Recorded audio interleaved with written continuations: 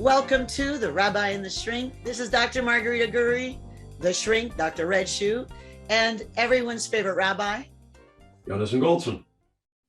Well, the good rabbi and I are excited. We have a woman here, Barbara Vercruysse, and she is from Belgium.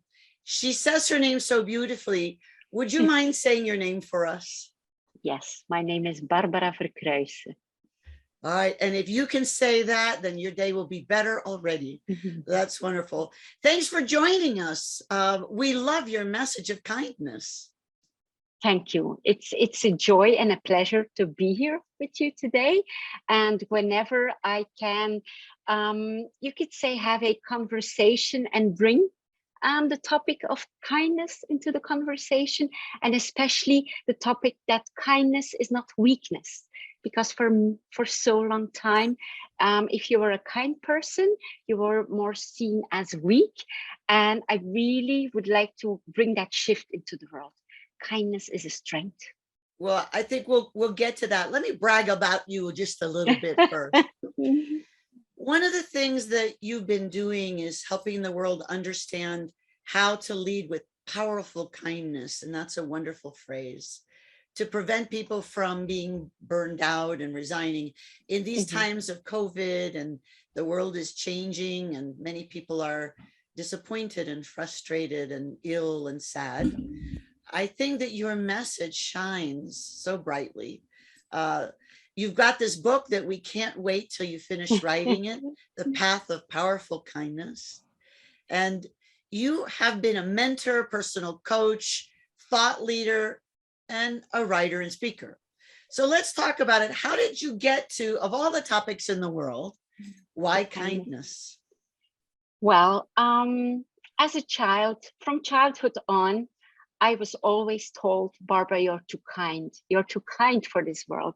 And I could never understand. As a child, I was thinking, well, what place did I end up here? That I have to be less kind, that I have to be tough. And I felt something was not right there. But as you grow up, you become more imprinted with the beliefs of this world. So you come to believe all those people who say, well, you know, like, you cannot be too friendly, too kind, too loving, you will be taken advantage of. And the older you get, the more you get that pattern of everybody saying. And at the age of 32, which is 19 years ago, I was diagnosed with a stage 4 skin cancer. I was the young mom of 2 toddlers and a baby. How scary. And, yes, and I was told I had 6 more months to live. Oh. And fortunately, now I had several surgeries and a year of chemotherapy. So I told myself that if I would survive, I would take the second life that was given to me with both hands and leave a positive legacy. Because there's one thing you think about when the doctors say, well, you have 6 more months, the first thing you think about is, well, for me, it was first my babies. I want to see them grow up, so I will, you know, like, fight with every cell in my body to survive. But the second thing was, what if it turns out to be the end now? What kind of life do I look back to? Am I happy with my legacy? The answer was no. So in being given a second chance, you could say, I went back, or the soul, it was like there was a reconnection with a part of me that was lost in the mundane, in the daily, in the trivialities. You know, you go to high school, you go to college, you marry, and you believe what is told to you, like, that's the key to happiness. You get a title, you get a house, you get a family. And I felt like there's something missing there, because that was all outside me. You know, like, that was not in me. They say it's the title, it's the job, it's the husband, it's the children who will give you happiness. And of course, there is to a certain degree, that is true, as long as you are not dependent from that. So if you only, so that was like kind of a revelation after being diagnosed. So I survived, and then I started some quest, you could say, to self-discovery, in going more deeper into spirituality, self-development, psychology. I read a lot of books, went to conferences, took coaching, certification courses, and well, that's where I am. The older I get, the more like the more I feel like, okay, this is my mission, this is my purpose, being that voice of kindness. Yeah, I mean, it's very inspiring. We hear stories like this of people who have near-death experiences, and the reaction is, well, I'm going to change everything now. And sometimes they don't. Sometimes they just slip back into those same patterns. And it doesn't necessarily take very long to end up right back where I was, despite my sense of revelation. Do you have a, did you go through any of that? Did you have to make a conscious effort? Do you have a suggestion for how to keep that focus? To keep that focus, I would say, first of all, for me, it's the gratitude to get up every morning and being alive. For some reason that stuck to me really deeply. Like, it's a gift, waking up and breathing. And it's just that maybe you have to be taken away some things to appreciate them more when you have them back. So being almost taken away my life, when I like was declared, like it's not that I'm completely healed, because I was too far, so I have checkups, but everything is stable. Let's say it like that. Everything is stable. So I'm just in that deep gratitude every morning. Yes, another day. It's just that's like the foundation. And since I am giving another day, why waste it in negativity? Why waste it in complaining? Why waste it in blaming? And I do have moments. Of course, I'm not like I'm human. I have 3 adult children, being married for more than 20 years, running a business. So I do have all those things. But in each, you could say, thing that would upset me or would pull me down, I try to look deeper at it. Like, what is it that I still have to learn here? How can I deal with that in a different way? And most of all, always looking for the lesson. And I've come to realize that people say it's a dark world, like the world is dark, there's so much misery. And yes, it's a dark world. But I have come to realize that for me, it's an invitation to be the light. And not, like, say, complaining about the darkness will not change anything. Only in being, like, just giving a smile at the grocery store. It sounds cliche, but it's like that. Like, maybe that person didn't see anyone else that day. Just giving a smile. It's not that difficult. And people, I come in contact with people who are depressed, who don't feel well, and feel that sense of emptiness and lack. And the biggest discovery, I think, is in life is that you are the source of what you are looking for. If you want more love in your life, be that love. If you want more friendship, be that friend. And of course, we all have disappointments. We all have been betrayed. We all have had, like, stories. Learn from it. We can learn from it. If people have taken advantage, okay. It's not the one who has been taken advantage of who is the fool one.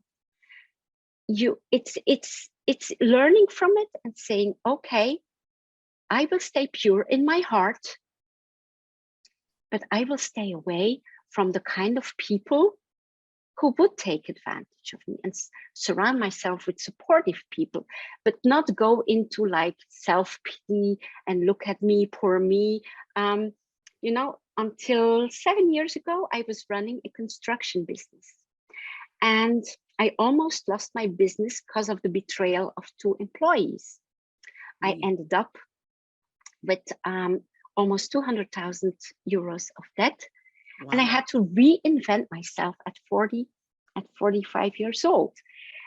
But I could see that it was, you could say, God or the universe or whatever was pushing me like, you don't belong there anymore. And I was such a perfectionist that I wanted to end that construction business nicely and then maybe start a coaching business. But I would always postpone it until suddenly there was something that happened that was so horrible that I had to stop. So instead of making my life a pity story, or poor me, I had a cancer, or poor me, I almost went bankrupt, I used it, you could say, as a fuel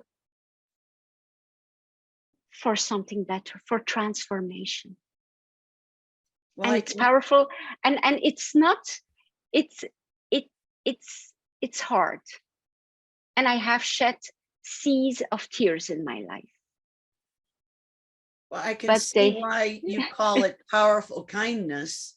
I want to send thank you notes for the 2 that betrayed you, because the world needed you. We were waiting for you. And they helped you get into this light and share it.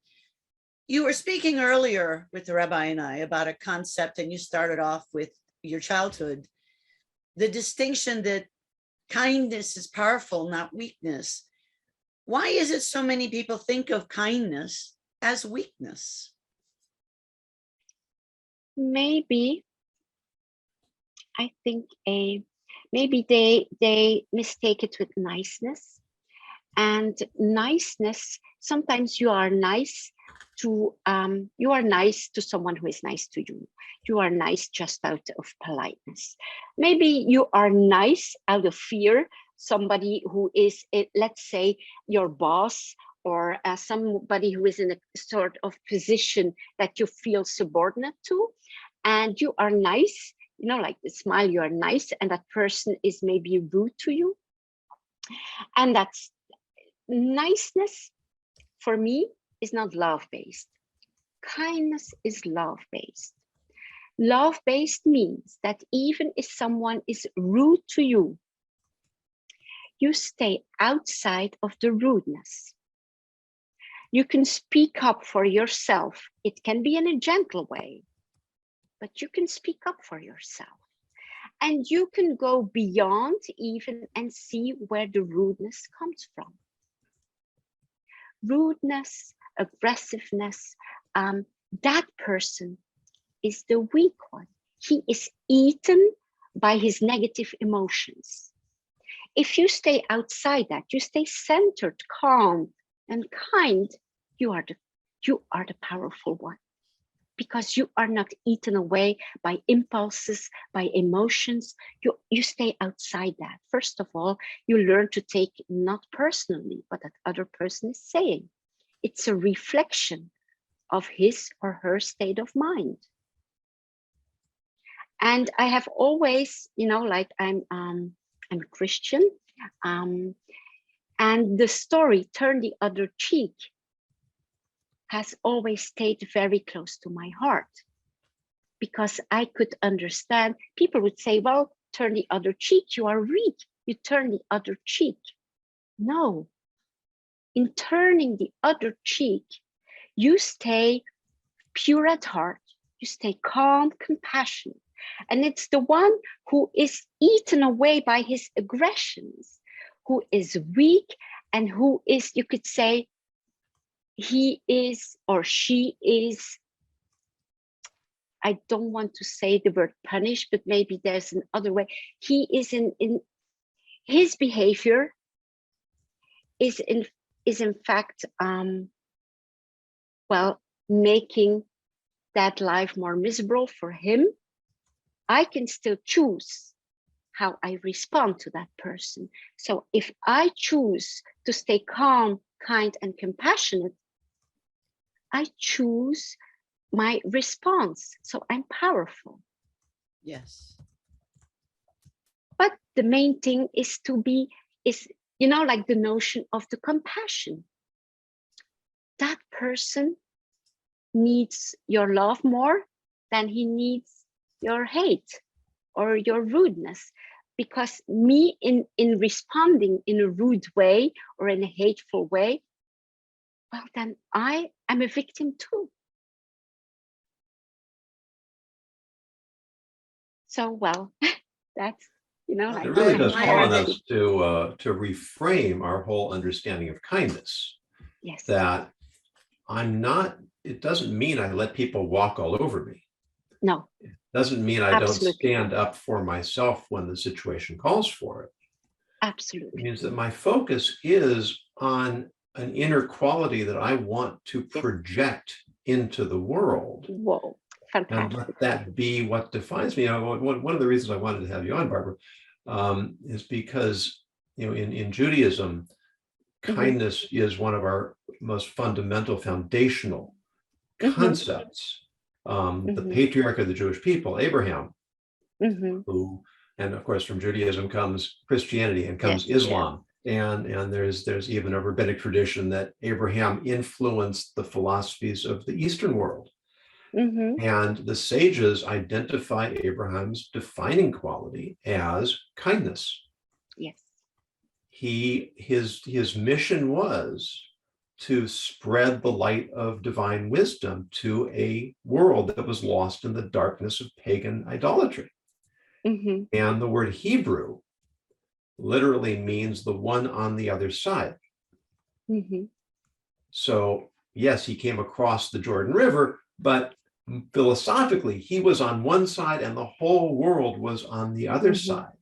And so he met resistance from everywhere, and he met it with tremendous strength that was never at odds with his intrinsic quality of kindness. And that's what made him so successful and arguably the most influential human being in the history of the world. Well, and our Barbara is one of the top thought leaders. And she got 100 points in the, was it Thought Leader 360, Rabbi? Leader 360. Yeah, okay. 360. Leader 360, that's amazing. I'm glad that people are recognizing that your simple concept is not so simple, and that it is the powerful secret to all sorts of solutions in the world. Congratulations on making that list. Thank you. Thank you. And for me, the most important thing, because I can sit with you here and talk, for me, it's always about the practice. How am I, Barbara, when the camera is shut off, when my son comes home, when I'm in the store, when I'm, you know, like working with clients, who is Barbara then? And my intention in the morning is always I set an intention, whatever comes my path today or what my way today, I will deal with it with grace and ease. But that doesn't always work. And sometimes, you know, like with 3 children, they can really, you know, like, and then they would say, oh my God, Mom, I'm going to tape you now that the people see the real Barbara. They would say that. And I'm saying, do that. I'm human. So, but we have a conversation and things are, you know, like they're 22, 21 and 19 and love to be at home. They love to be, you know, like spending time with us. So it's really a sign for me that we have a good connection and we're open. So I think it's funny when they say that, but the practice, it's about the practice, because I can say whatever I want here in front. But for me, I think the daily training in being aware, you know, like being aware, like how not only how to in every, for me, in every conversation, in every human encounter. I have come to realize that every human encounter is a sacred moment. We don't see it. We have forgotten the entire sacredness of life. Most of us have forgotten. But in treating it as a sacred moment, it's an opportunity for kindness. Everyone you meet, there's an opportunity for kindness there. It doesn't always work, but if you start your day with that intention and you do it day after day after day, then it becomes more like even more who you are. And even when you're triggered, you train yourself in, whoa, I've been there.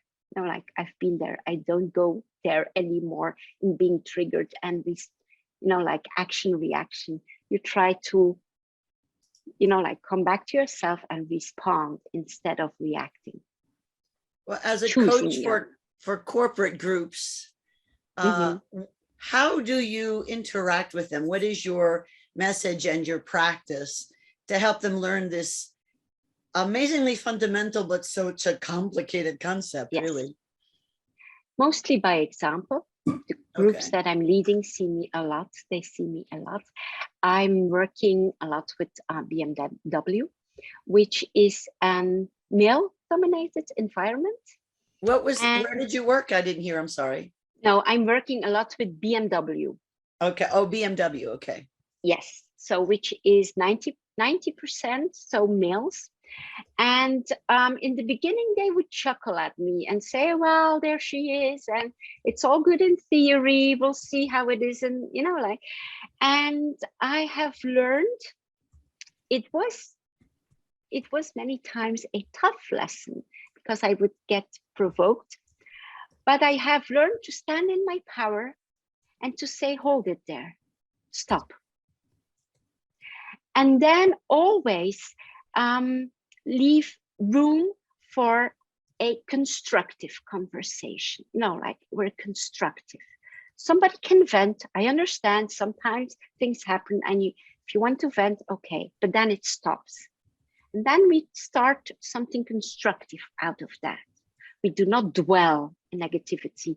We never go in a blame and complain game. Okay, that happened. Okay, you vented. And then how can we build, like transform something? How can we build something constructive out of that? And seeing, they call me Miss Sunshine wherever I come. So, and I've been working with them for 6 years now. So they see it's not an act. They see it's when you embody what you teach, then sometimes even words are not so necessary. It's in who you are, how you listen, how you treat people. I work with blue collar, with white collar, but everybody is a human being for me. But I am a human being too. So treat me as a human being too. So that when you reciprocity, get triggered, go ahead. Thank you. That reciprocity is, I think, so fundamental to it.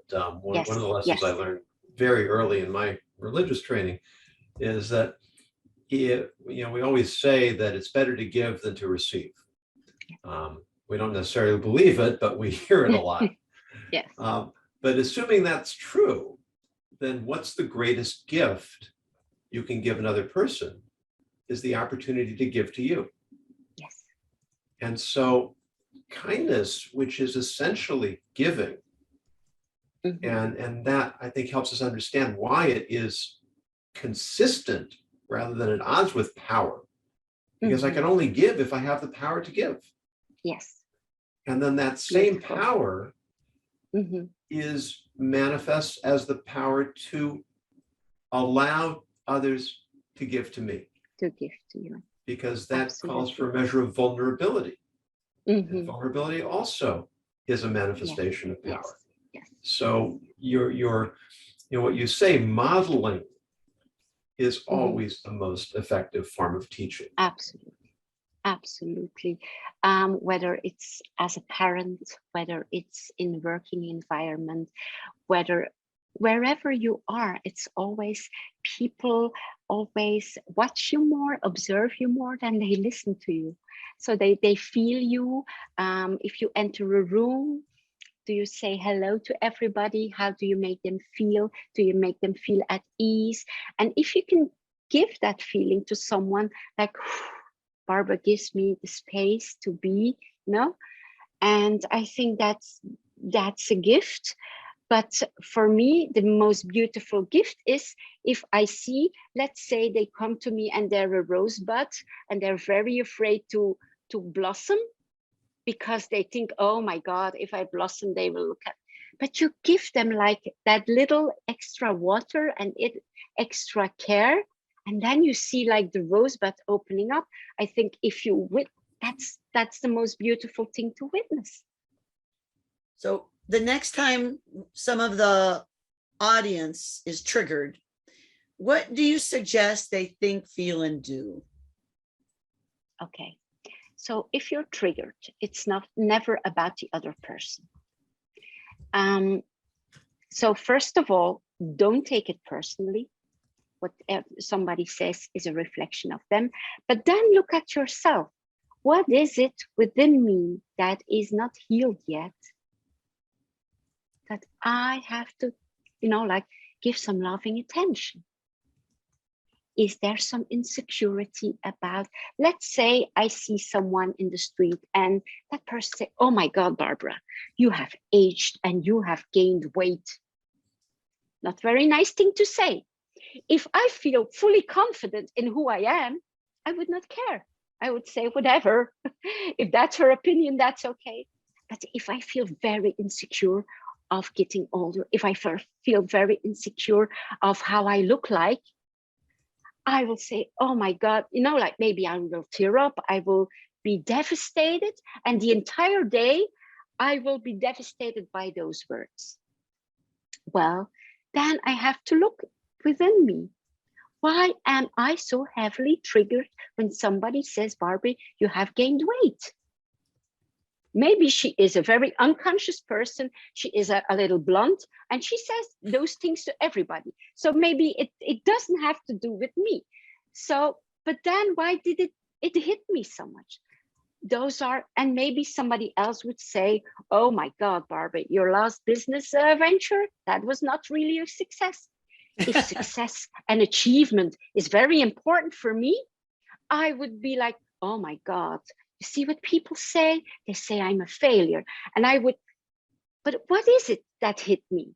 Is it because I had, so everything somebody says is, and it triggers you, it's something within you that is still not healed. Because somebody who feels fully loved, supported, like good in your skin, what somebody else has said, the only thing, if somebody would say now, well, Barbara, you gained weight, I would say, maybe I have. Okay, let's, move on with the conversation. So it's always about learning from it. And the next time you have somebody saying the same kind of comment, if you have done the inner work, you will no longer be triggered, because you would, oh, I've learned my lesson. Somebody who says I've gained weight, no problem. I am who I am. I eat healthy. I do what I have to do. Feel good in my skin. Whatever somebody says, that's okay. There's a story about a rabbi who was going in to give an address. And on the way in, he asked for a moment by himself. And he went into a side room. Mm-hmm. And closed the door, and his students put their ear to the door to try and hear what was happening, and they heard him saying over and over again, "Oh, Rabbi, you are so wise. Oh, Rabbi, you are so learned. Oh, Rabbi, you are so pious." And then he came out and gave his address, and afterwards they asked him, "Rebbe, what were you doing?" He said, "Well, I knew when I went into the crowd, people would start telling me these things. And I wanted to hear how hollow it sounded coming from me." That's So that I great. wouldn't love take it that too quote. Yes, seriously too when I heard it seriously. from Beth. Absolutely, absolutely. What? Yes, and I think that's something with the depth of kindness too. Uh, the difference with niceness. If somebody, like praises us and, like flatters us, then we're nice.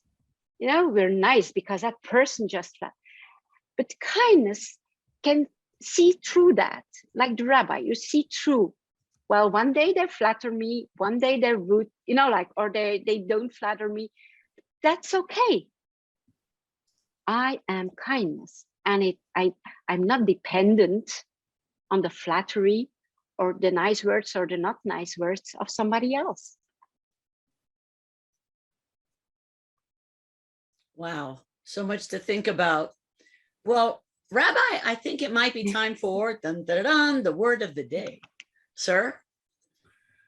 Well, the word of the day comes from our friend David Marlowe, whom I hope we'll have back before too long. And the word is a word I never heard before. It's akrasia. Akrasia. I never heard of it either. No. Well, it's a fascinating word. It means a weakness of will, acting in a way contrary to one's sincerely held moral values. And I thought this was a perfect word for our time with Barbara, because very often we know what the right thing to do is, and we don't do it. Why don't we do it? Well, sometimes I'm just not in the mood. Sometimes it's just, I can't summon up this strength. Sometimes I rationalize why it's okay not to. Sometimes it's peer pressure. I'm afraid of what people are going to think. And one of the things you told us, Barbara, is that kindness takes practice. Yes. It's like developing muscle memory. Yes. And the more we practice it, the better we'll get at it. And we can even practice it in private, in the way we treat ourselves, in the self-talk, and the things we let ourselves get upset about. But what we want to do is we want to shorten the distance between those beliefs, those core beliefs that we know are true, and the manifestation, the application of those, so that they naturally come out from us. We don't have to think as much. We don't have to summon up the energy to do the things to act in the way that we know we should, because we've inculcated those values within ourselves, and we've practiced the behavior that represents those values. And then that's a contribution that I think you're making to the world. And we celebrate you for that. And while we talk about these things, one of the things we want to also remember, especially in coming through this pandemic and all the tensions in the world, is we also need to do things that are fun. We have to lighten up sometimes. So what do you do for fun? For fun? Well, for me, it's mostly spending time in family. Our children are 22, 21, 19, and with my husband, it's just fun. It's a beautiful age. We have wonderful conversation. We tease each other. It's just the atmosphere is a warm, connected, and yet open, there's room for some jokes, for some practical jokes, for some teasing. And for me, that's, you could say, one of the greatest sources of joy is spending time with them. It's always because you can feel, everybody who is a parent knows how intense and intensive raising children is, and they come at an age now that you have that feeling like, whoa, all those efforts and all that time and all, it's something beautiful is the beauty in their personalities, the beauty in being together. And it's simple and it's basic, but it's a great source of joy for me. And reading always. I'm an avid reader. I read a lot, and for me, that's always What are you a reading moment. now? I'm reading now. Oh, it's here. Testament of Hope, Martin Luther King. Perfect. That is wonderful. And how about some last words of wisdom for our audience? Well, I would say you are loved. Oh, Always remember, you are loved. If we can really let that sink in deeply, deeply, deeply, it changes. It changes your life. You are loved. I think that's a wonderful way to end the conversation for now, because Okay. you know, the capacity to love Mhm. and the sense of being loved Yes. very much go hand in hand. Yes. Yes. And if we Absolutely. recognize that we are worthy of love, Yes. then it's much easier for us to love others. Absolutely. So thank you for sharing your wisdom with us, and Thank you. wishing you Both of you. continued success in your good work. Thank you. Thank you. And Doctor, Both of you. what's the last Yes. word? the last word is, I think that the key to kindness, Barbara has so beautifully said, is that we have to just be ourselves. So as a Mhm. psychologist, I see so many people being harsh with themselves and others, Mhm. expecting perfectionism. You have to somehow earn kindness. You are Mhm. loved just the way you are. Now, having said that, we can be better in some ways, kinder, more thoughtful, more Mhm. productive, or whatever. There's always something we can do differently. But I remind everyone to just listen to Barbara's words. You are loved. I can't imagine having anything more important to say than that. That's lovely. So thank you, Barbara, for joining us. Thank you. And I'm hoping you'll come back. When the book is out. Oh, please do. Absolutely. We would Yes. be honored. And Mhm. for our audience, if you have questions and comments, which you always do, contact us at podcast@therabbiandtheshrink, and check us out on our website, The Rabbi and the Shrink, which lists all the places you could get our YouTube videos and our auditory podcasts, various platforms. Everyone be well, and remember that kindness is key and it's yours. Take care.